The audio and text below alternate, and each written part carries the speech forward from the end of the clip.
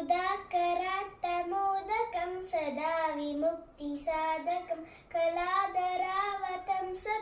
विलासिलोकरक्षकम् अनायकैकनायकं विनाशिते पदैत्यकं नताशुभाशुनाशकं नमामि तं विनायकं न तीर्थरात्तिभीकरं नवोदितार्कभास्वरं नमत्सुरारिनित्सरं नतादिकापदुद्धरं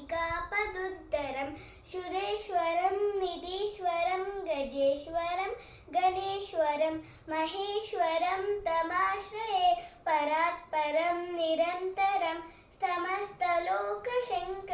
निरस्तदैत्यकुञ्जनं तरेतरोदरं वरं वरे भवक्रमक्षरं कृपाकरं क्षमाकरं मुदाकरं यशस्करं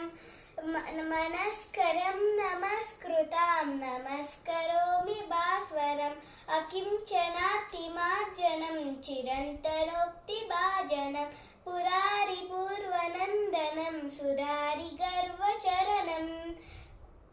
प्रपञ्चनाथभीषणं धनञ्जयादिभूषणं कपोलदानवारणं भजे पुराणवारणं नितान्तकान्तदन्तकान्तिमन्तकान्तकात्मजम्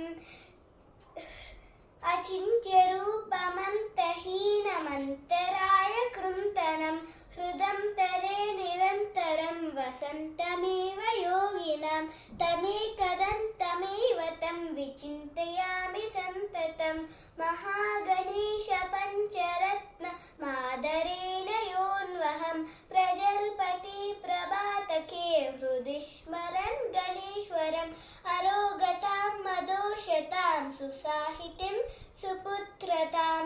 तमाहितायुरष्टभूतिमभ्युपैति सोचिरात् इति श्रीशङ्कराचार्यकृता गणेशपञ्चरत्नं सम्पूर्णम्।